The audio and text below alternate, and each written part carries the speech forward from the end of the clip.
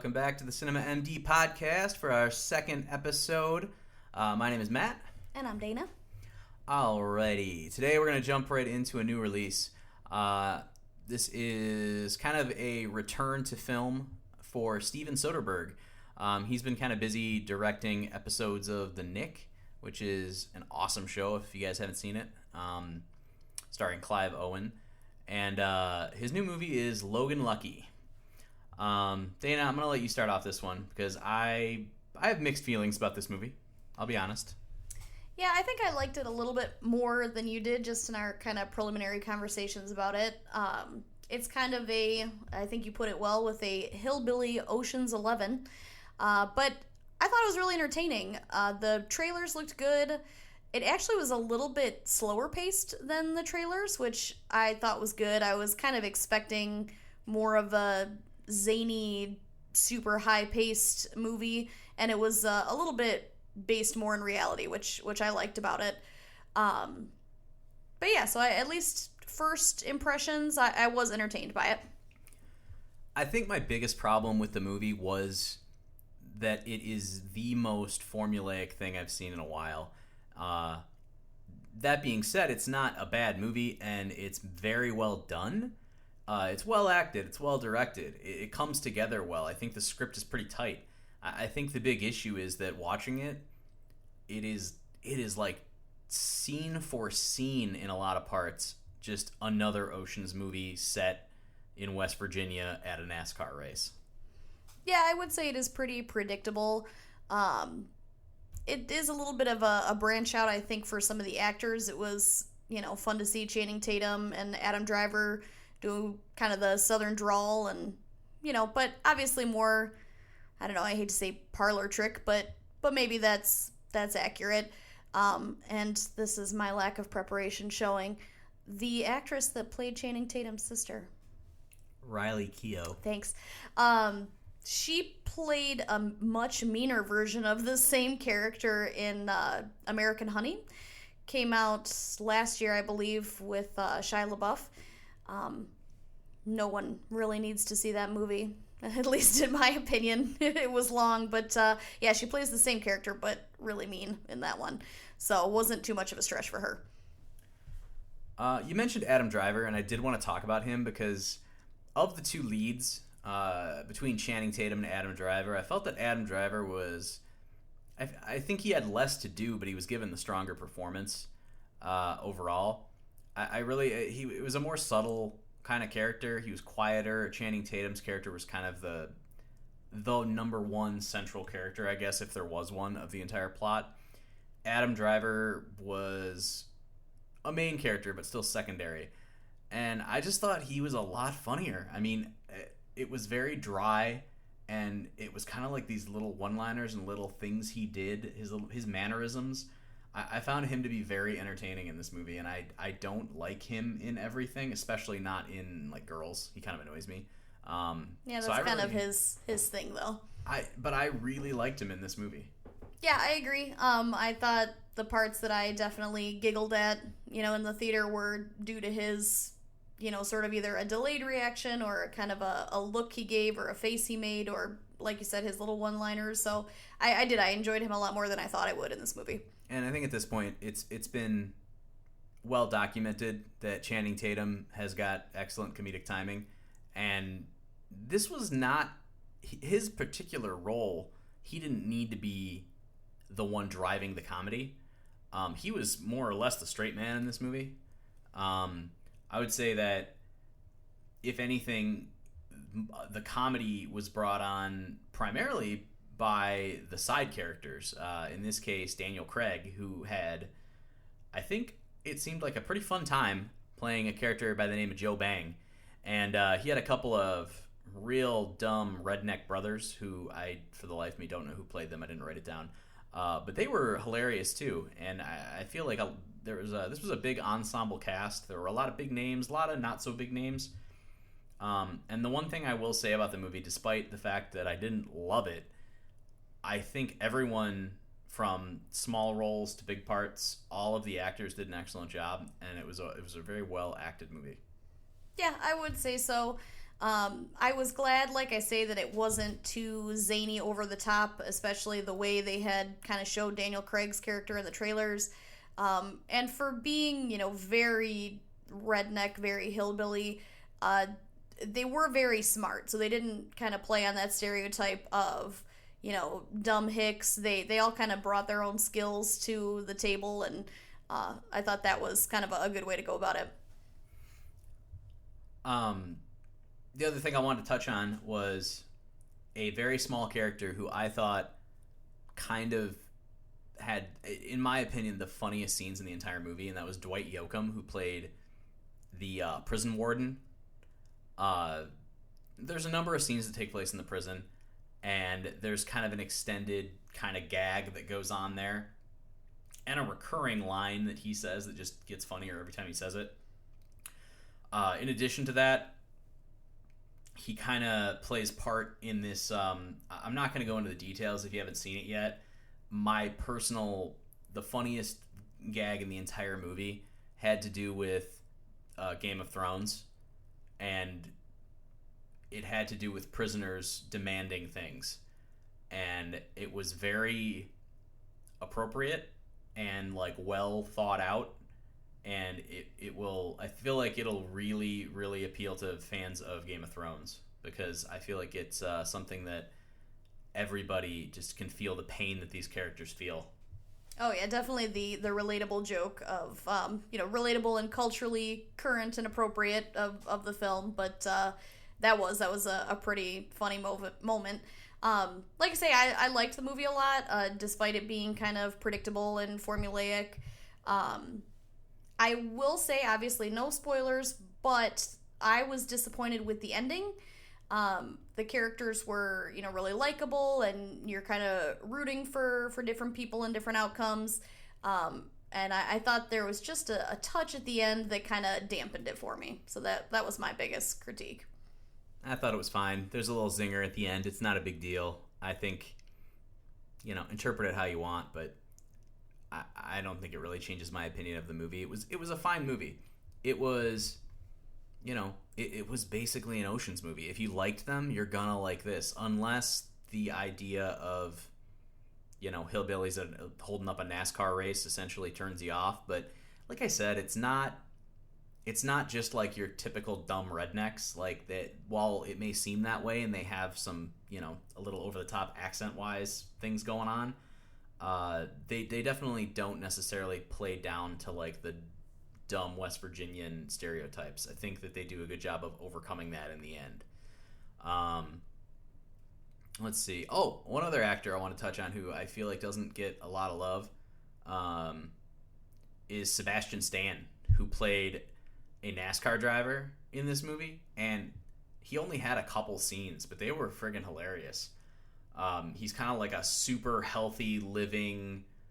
You can tell that he's like a beloved Southern icon, but he's kind of grown into. It seems like he kind of plays this super pretentious, kind of healthy eating, sushi loving. He's a little guy. Crunchy.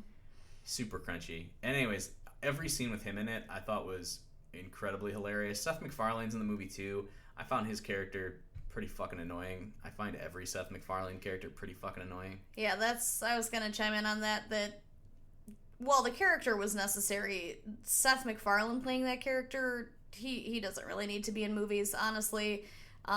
He definitely kind of detracted from it. I think the character is meant to be an asshole and meant to be annoying, and instead of him adding to that, he just makes you annoyed with the character. I think someone else could have done a much better job of, being that antagonist without just being so unbelievable. It didn't ring true in the rest of the film. But yeah, long story short, Logan Lucky, I would recommend it. I think the average moviegoer is going to like this movie. The only reason I don't love it is that it just seemed very derivative and formulaic to me. And it's the kind of formulaic that Steven Soderbergh is good at. I mean, he could make this movie blindfolded, I feel like. It hits all of the cues of an Ocean's movie. They put together the team. They pull off this heist or whatever. and then they go through even like shot for shot almost like the kind of like the backtracking how they did it shots. I mean, it was just so been done before that especially like it's a Soderbergh movie. It's like he's done this so many times. I wanted something a little bit different, and I feel like I didn't really get it. Yeah, I can definitely hear that. Overall, though, it was fun. I would recommend it. It's definitely an entertaining movie. And obviously they're at least trying to switch it up a little bit with the different setting and sort of a different population.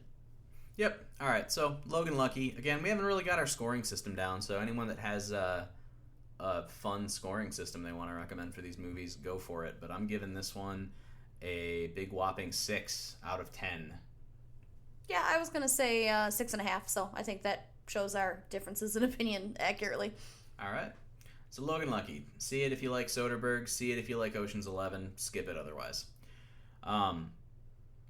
So our second new release that I want to talk about is one that I really, really liked. This was an awesome movie, and I feel like this was in a polar opposite kind of side of the spectrum here to Logan Lucky, where Logan Lucky was a Hollywood production, like kind of a bigger budget movie that was kind of your typical go-to formulaic Hollywood movie. This other movie that we're reviewing, Brigsby Bear, is as far from that as it could possibly get. It's kind of a dark movie, but it doesn't sway quite as dark as I wish it would have, honestly. I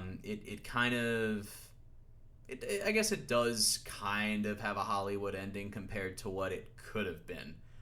That being said, I thought it was a great movie. So this is it's actually the director's first feature film, Dave McCrory, and this is a guy that basically did a bunch of SNL shorts. So I think, props to him for making a great movie. And the writer and star of the movie, Kyle Mooney, is also a writer for SNL. And then you had a bunch of the Lonely Island guys that helped produce this and kind of get it off the ground.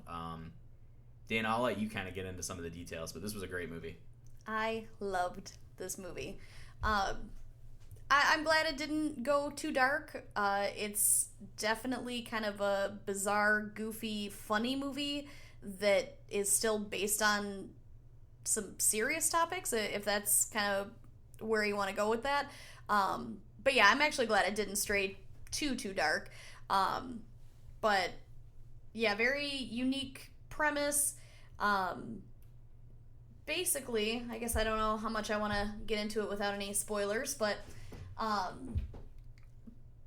see you want to chime in here. Go ahead. Well, I think without going into spoiler territory, we can say that Brigsby Bear is basically a children's educational television show, kind of about the main character's a guy in a bear suit, essentially, named Brigsby Bear. Our main character is obsessed with this Brigsby Bear show. All we really know, from the trailers, is that it seems like he's kind of lived a very sheltered life, kind of like in a bomb shelter almost, and all of a sudden he is thrust into the real world, and all he cares about and all he knows is Brigsby Bear. So what does he want to do? He wants to end the saga of Brigsby Bear, and he's going to film it himself, and he's going to make it himself, despite the fact that he really has no idea how to do anything in the outside world, because he has been living literally underground his entire life. Yes, the first thing he is concerned with upon getting out is, number one, when is the next episode of Brigsby Bear coming out? Where is it? Why hasn't anyone, said anything about this? And he kind of comes to find out that nobody knows what the hell he's talking about. So that's sort of the motivation behind him wanting to finish the story, is that, no one's ever even heard of Brigsby Bear. So he kind of brings it to the outside world in a very public way, but obviously a lot of mishaps along the way. Very endearing.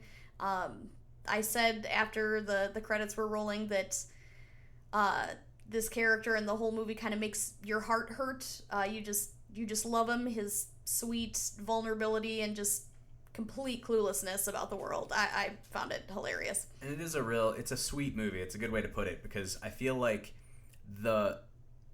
this movie with, like, again, I'm struggling to not give away details, and I really want people that see this movie to go into it as blind as possible, because I feel like that's the best way to do it. It really could have strayed into some dark places, and it didn't. They chose not to, and that's fine. I think it would have been a completely different movie had they gone the other way with it, and maybe that's what I would have done, but the way they went with it, it's an excellent movie, and I'm not really going to knock them for it in the end. The only thing, I can't get into too many details, because I really can only stress that, giving stuff away, it's not like there's a bunch of M. Night Shyamalan level twists, but at the same time, go into it blind, and I think you'll appreciate it more. Mark Hamill is in this movie.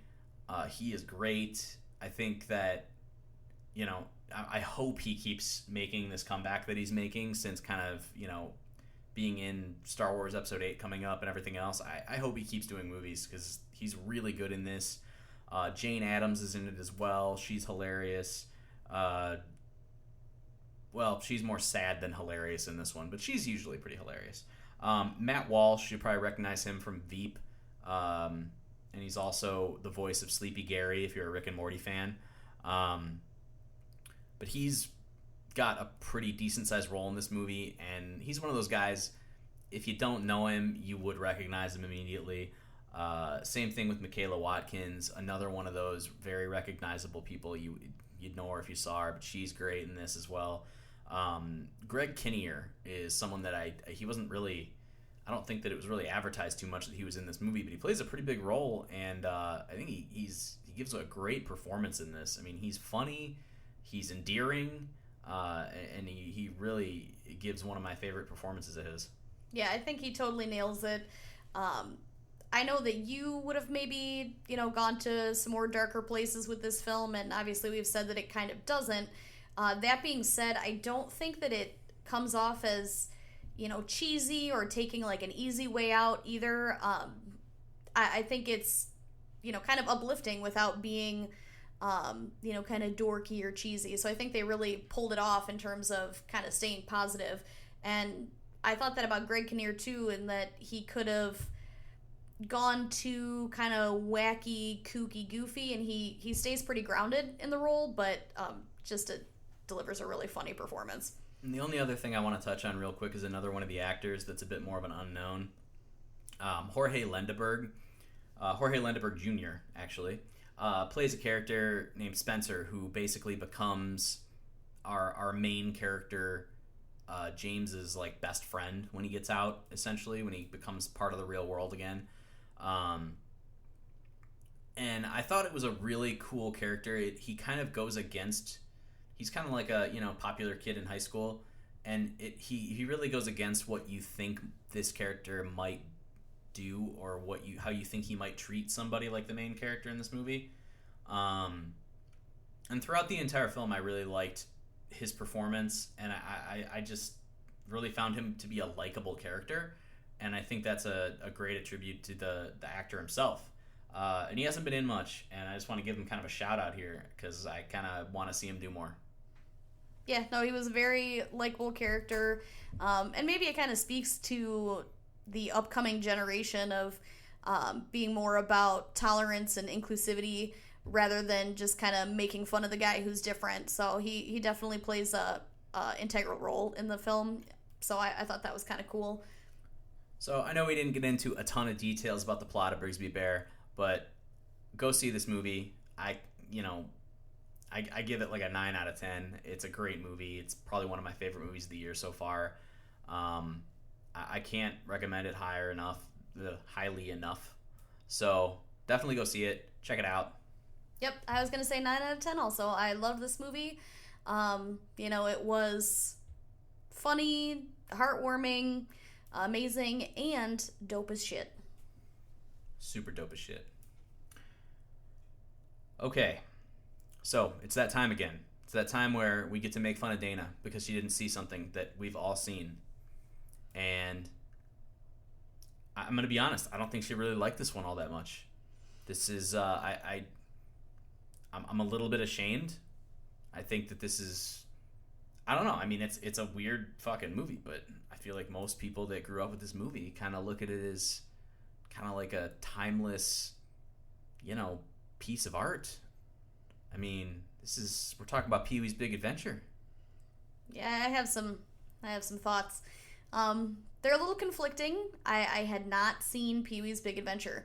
I didn't really watch Pee-wee's Playhouse growing up, so I didn't really get super into Pee-wee. Obviously, I know the character. I've gotten most of the cultural references. I've heard the quotes. I know the dance and the songs. But I had never sat down and watched it start to finish before. I even knew what it was about. I knew it was about the bike. But I had not actually seen it, scene for scene. That being said, it just feels so weird that there's no frame of reference for this character. There's like zero context for Pee-wee. I always thought that Pee-wee's Playhouse came out first and that, then they made a movie about it. Turns out it was the opposite. Would have made more sense to me if it had happened the other way. That being said, yes, there were, jokes I laughed at and things that were silly, but it almost felt a little bit more like kind of dad jokes, like just really silly, punny things that you kind of roll your eyes at.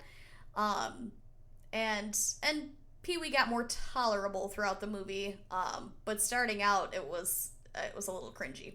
Well, I mean, Pee-wee was created by Paul Reubens, and it started out as kind of like a stage show for him and almost like a stand-up act. And in 1981, he got an HBO comedy special, and it was very popular. And then magically, 4 years later, Tim Burton makes a movie about it.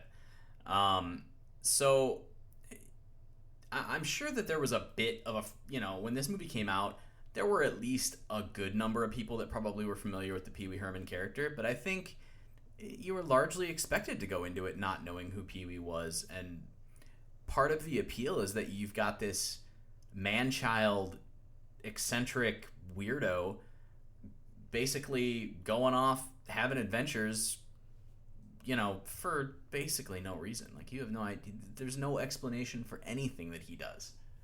Now, this is directed by Tim Burton, which I think it's not like a Tim Burton movie. Like, you're not going to look at this and obviously know it's him. Yeah, I felt like this was the least Tim Burton-y Tim Burton movie. But I think that you can definitely tell in certain scenes. I mean, you've got the Large Marge scene.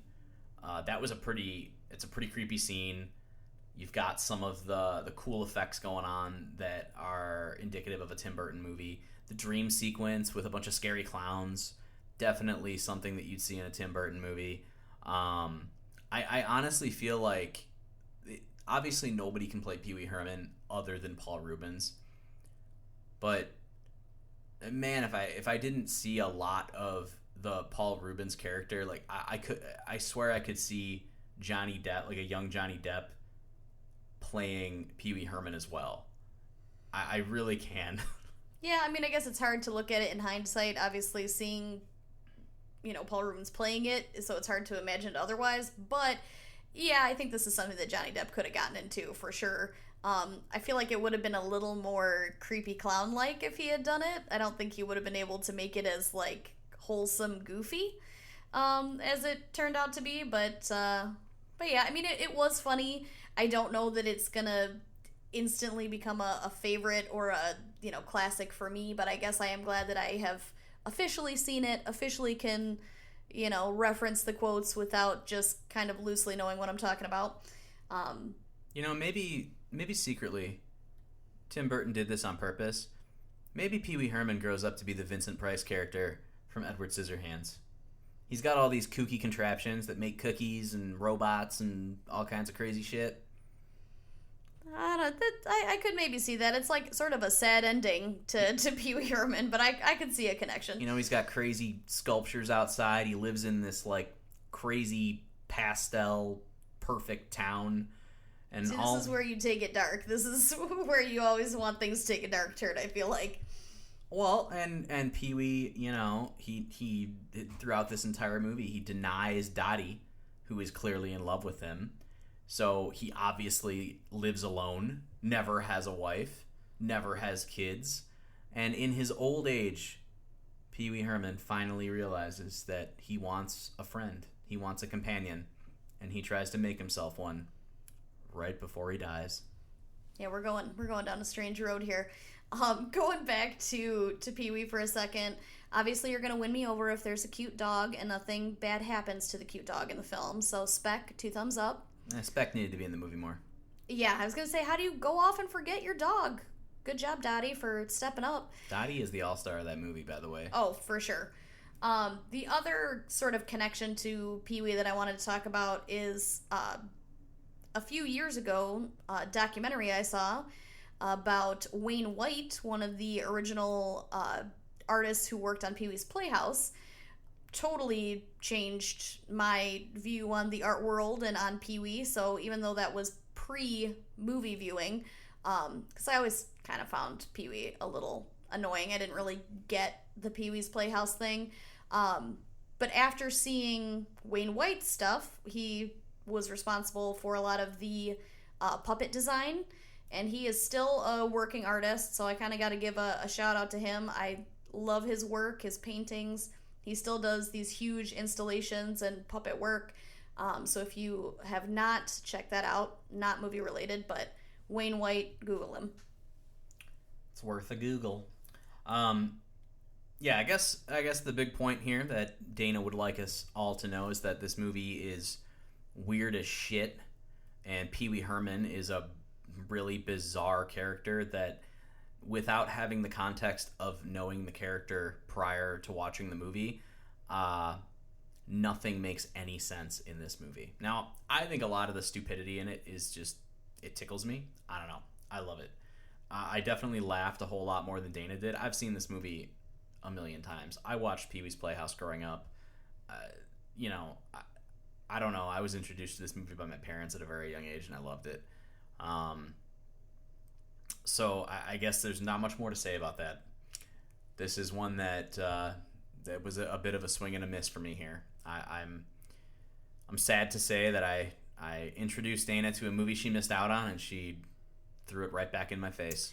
Listen, I'll still give it, I'll be generous. I do understand its cultural importance. I will give it a solid 5 specks out of 10. Speck the dog.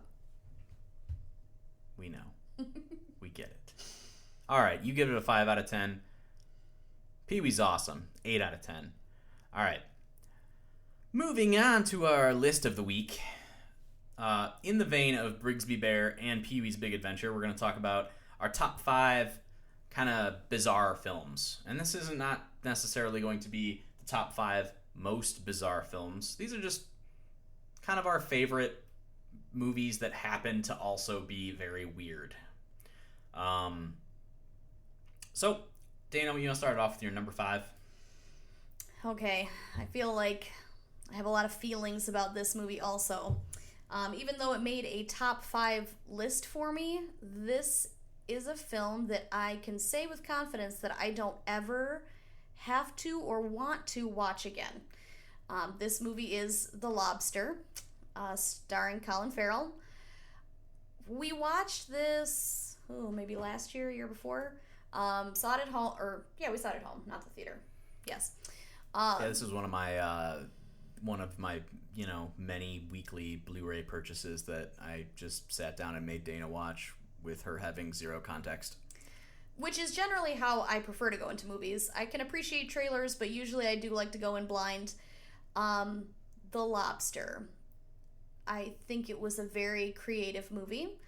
I think that I do enjoy films that have not been kind of done before.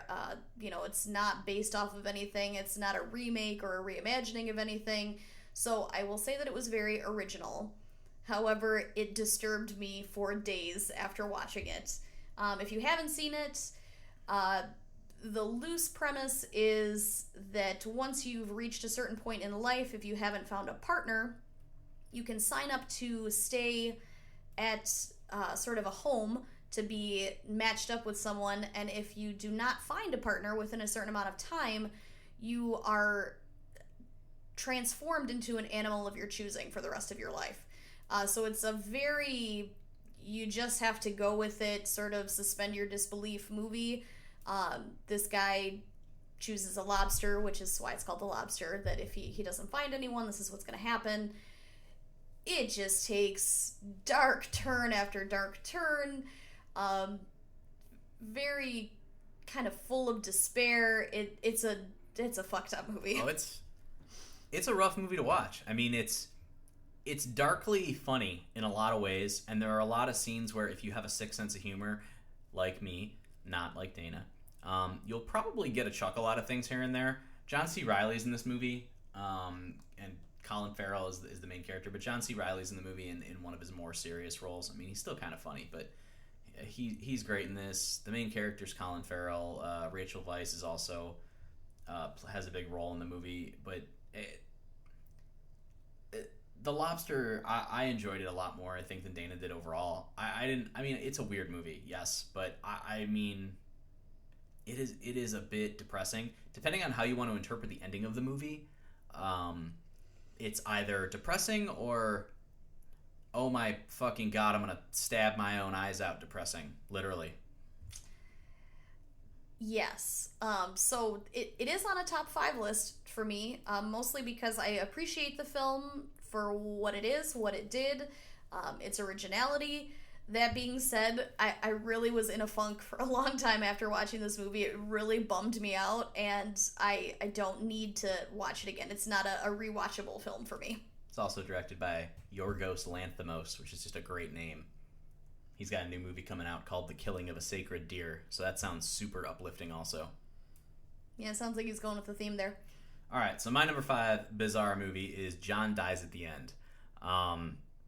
This is a book also, and the book's awesome. If you haven't read it, check it out. So this is directed by Don Coscarelli, who did all the Phantasm movies. He also did Bubba Hotep. So he's definitely well-versed in bizarre, weird, crazy shit.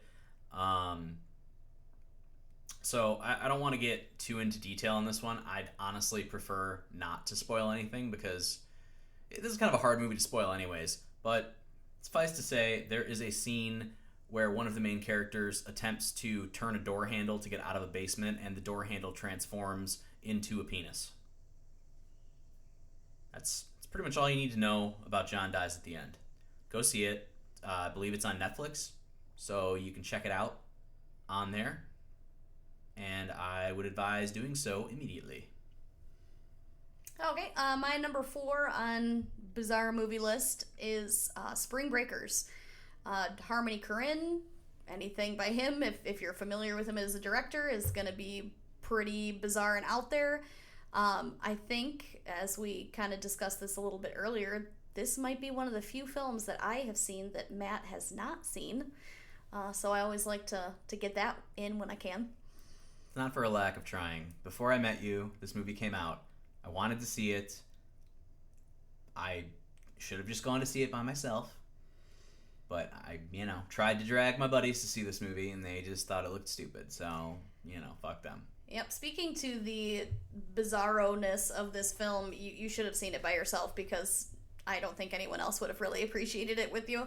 I think that I appreciate this film for the bizarre quality of it. Again, though, this is one that I don't really need to see again. It's sort of an experience to watch it. It's got sort of a dreamlike quality in certain aspects. There is not a lot of dialogue. It's very repetitive. It is something you could probably talk about as far as the symbolism you might see in it and the characters, or I should say the actors' performances, in the movie. So I think it's hilarious too that this movie even got made and released in sort of the big Hollywood day and age, that it was totally weird, and probably most people who went to go see it just were not expecting the level of sort of absurdity in a lot of it. They probably thought it was going to be a typical Hollywood blockbuster spring break movie with hot girls. So I appreciated kind of the bait and switch there. James Franco, ass and titties.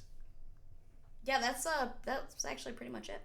But yeah, I mean, you could definitely delve into, if you think there's a deeper meaning behind the whole thing, or what, some of the characters were trying to get across. There was a lot of repetition in the dialogue, also, sort of what little dialogue there was that was repeated a lot, which tended to get on my nerves a little bit towards the end. I did not think that this was like a amazingly groundbreaking film necessarily, but I do think it needs a mention on the bizarre film list.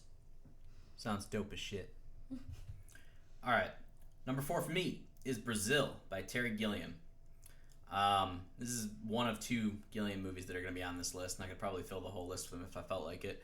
So Brazil is, it kind of goes without saying, if you've seen Brazil, you know what I'm talking about here. There's a very surreal quality to it. It's a very dystopian movie, basically where this kind of super corrupt, like shitty bureaucracy has taken over every aspect of our everyday lives.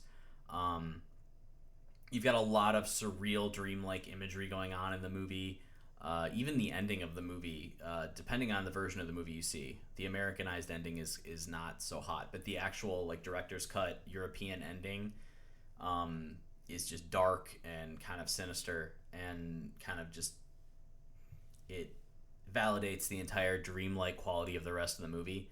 And I think this is a masterpiece. This is a great movie, and it's definitely bizarre, and it's kind of a long movie too. But if you can get through it, I think you'll end up appreciating it. It definitely gets off to a bit of a slow start, but it's a movie that's crazy as shit and worth seeing for sure. This is always one that I suggest to watch, by the way, when we're searching for a movie to watch. This is on my list of ones I haven't seen, but he usually tells me that it's too long and I'll fall asleep, so I have to set aside some time for this one.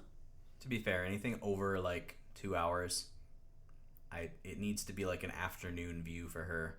She is not good at the late night movies. Listen, old lady, snoring dogs, it's a whole thing. But going down the list here, my number 3 pick was The Life Aquatic. Obviously a Wes Anderson film, if you're familiar with his stuff. You could probably say a lot of his stuff is kind of goofy or bizarre. I felt like this one definitely fit more than the others, just purely for the scenes anytime they cut to the actual sea life that they're looking at in the film.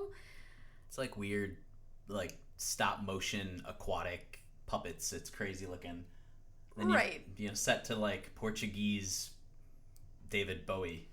Yeah, there's a lot going on there. So it's just kind of a goofy touch. Not that I would say that Wes Anderson films are particularly realistic, but they're, set in reality. They're about, kind of everyday people. In this case, about a, sort of loosely based on a Jacques Cousteau type person. So then it's sort of jarring and kind of like, what's going on when you say, oh, this is, what we've filmed on our expedition. So just kind of cute. It tickled me. I like it. It's one of my favorite Wes Anderson movies. All of his movies are a little bit weird. This is definitely one of the stranger ones, though. I love Willem Dafoe in this movie, too. I feel like he's a crazy-ass character, and I love it. All right, number 3 for me, I'm going right back to Terry Gilliam, Fear and Loathing in Las Vegas. I don't think there's any doubt in anybody's mind this is a fucked up, trippy, bizarre movie. The entire movie is basically a giant drug trip for Johnny Depp and Benicio del Toro.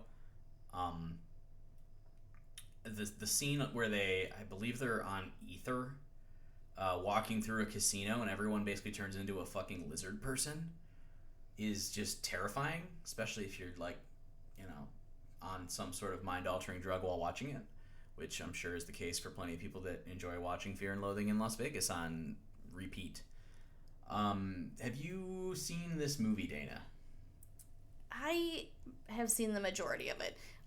The scene that you were just referencing stands out the most to me. And of course, we can't stop here. This is backcountry. But it was definitely an at-home viewing, so I could stand to see it again. Yep. I mean, there's not much more to say about it. It's kind of a fucked up look at, Hunter S. Thompson and his kind of negative outlook on the American dream, or the lie that is the American dream, I guess you could say. I think it's a great movie. But I definitely think it's an acquired taste, though, as well, and I don't think everyone's going to like it. All right, so heading down the list, my number 2 pick, which was a tough decision for the number 1 spot also. But number 2 pick was Swiss Army Man. This is also my number 2 pick, by the way. So, all right. Samesies.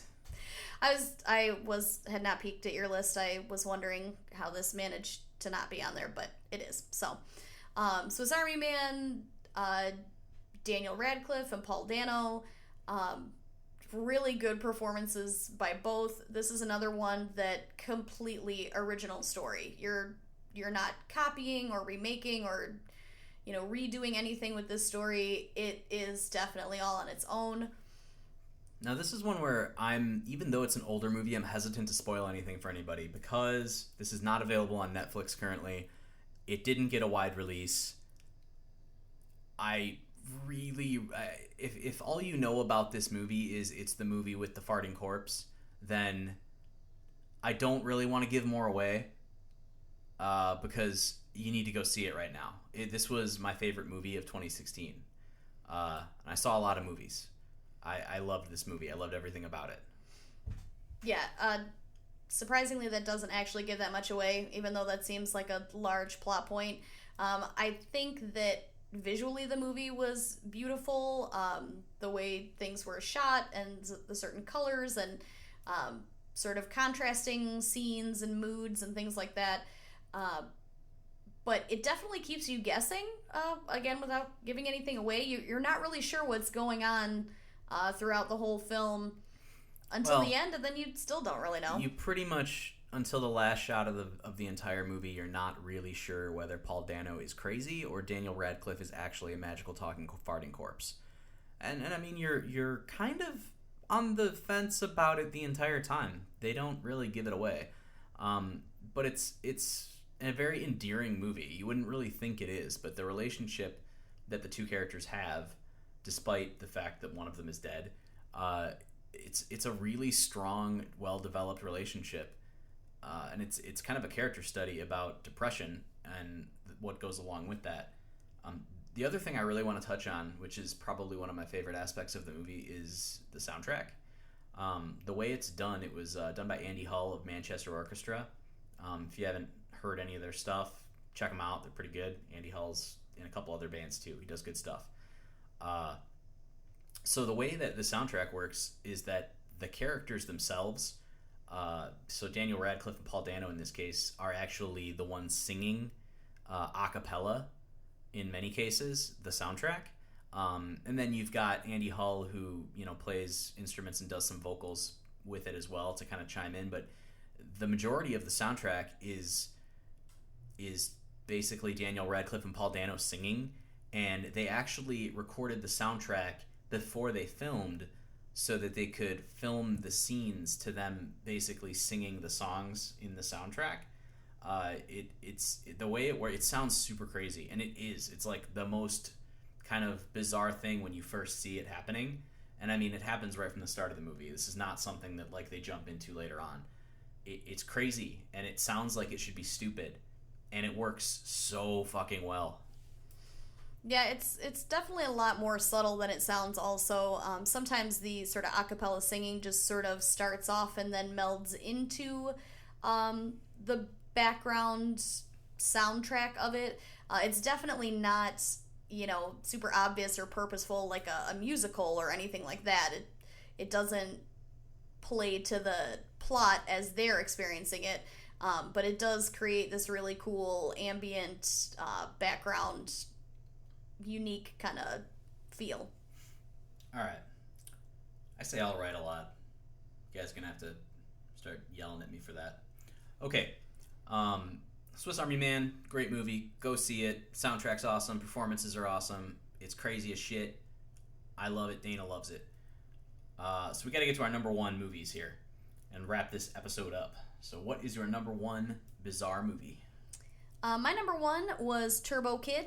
I was surprised this one didn't end up on your list also, because I feel like we were both big advocates of this movie. Saw it on Netflix. I'm sure we own a copy and a soundtrack and all that, because we do that. It's got an awesome soundtrack. It does. This movie is totally bizarre. You're not really sure what to expect. The sort of cover art, or kind of trailers, if you will, give a very sort of 80s vibe that you're not really sure which direction it's going to go. And you're still not really sure what direction it's going to go while you're watching it. It kind of keeps you on your toes. It was very entertaining. Yeah, I mean, you can almost think like something like if there was like a live action Voltron meets Mad Max meets RoboCop. Like it's super violent. It's definitely got this like retro wave aesthetic to it, where it's all very 80s. There's a ton of like 80s movies homages thrown in there too, from like Big Trouble in Little China to like Indiana Jones and RoboCop and all kinds of shit. Super gory, super over the top. The only reason I didn't put this on my list, honestly, is because to me this isn't. I guess I didn't qualify this as like a bizarre movie to me. I thought it's just a fun kind of retro gore action comedy. I don't know. I just really enjoyed it. Yeah, it definitely fits into several different genres and categories. I guess maybe the theme of my list too, in addition to bizarre films, were films that have a lot of originality. That definitely seems to be the pervasive theme that I seem to be going with. But I guess you'd have to be, original if something comes off as any sort of bizarre, weird, kind of kooky feeling. It's got to come from someplace that hasn't been done before. In this case, Canada. The birthplace of all things bizarre? Sure, why not? I mean, hey, Kevin Smith made Tusk in Canada, even though he's not Canadian. Yep, that's a movie for another day. Anyways, that is not my number one movie. My number one movie is House, and I'm not talking about the TV show. I'm also not talking about the 80s horror movie, which is also actually pretty bizarre if you haven't seen it. But no, I'm talking about the 1977 kind of psychedelic horror film House from director Nobuhiko Obayashi. This is Japanese language film. This is it's out on the Criterion Collection, so you can definitely get this in the States. It's pretty readily accessible. If you haven't heard of this movie, I'm not surprised. There are some crazy ass things that happen in this movie. It's almost, I forget it's like an episode of Scooby-Doo on LSD. Like, you got a bunch of kids basically going into a haunted house, and the shit that happens is just so crazy. Like, the effects are dated and they look really kooky, but there's like a lot of crazy gore and nothing makes sense. It's very surreal. There's not that much of a plot, basically. I mean, there's like a crazy witch in a house. I don't know. So I'm going to give you like basically just 3 scenes, I guess, that just kind of give you the gist of the movie. And then, if you want to go see it, check it out. So there's a killer piano that literally eats people. People start playing it, the keys eat their fingers and then eat their whole bodies and then just start shooting out blood. It's pretty awesome. There's another scene where a person just gets turned into an entire pile of bananas. No context for it. For scale? Not for scale. They just get turned into bananas.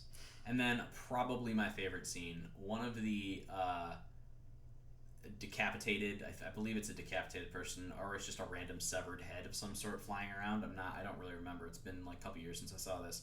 But there is a scene where a severed head is just flying around, and it is constantly just biting one of the characters, who is a schoolgirl, in the ass. Just a severed head flying around biting a girl in the butt.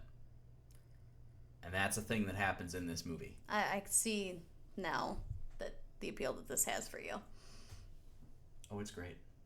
This is an excellent movie. Listen, it's part of the Criterion Collection. Clearly a significant film in cinema history. Severed head, biting butt. I suppose that could be debatable, but I guess I can take Criterion's word for it. So that does it for episode 2 of the Cinema MD podcast. As always, follow us on Facebook, Instagram, Twitter.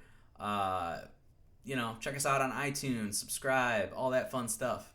If you have any suggestions for movies to review, or Blu-rays to check out, anything like that you want us to kind of talk about in an upcoming episode, shoot us an email at cinemamdpodcast@gmail.com. Let us know. We'd be happy to kind of take requests. Why not? So next week's episode, we're going to be talking about Ingrid Goes West with Aubrey Plaza and Good Time with Robert Pattinson. We're going to take a week off from making Dana watch all the important movies she's missed, and we'll just kind of be reviewing a kind of a hidden gem from the early 2000s. So look forward to that. And we're also going to take a look, in honor of Robert Pattinson in Good Time, the top 5 performances from previously shitty actors. We'll see him turn it around. Okay, and that does it. Thanks for listening.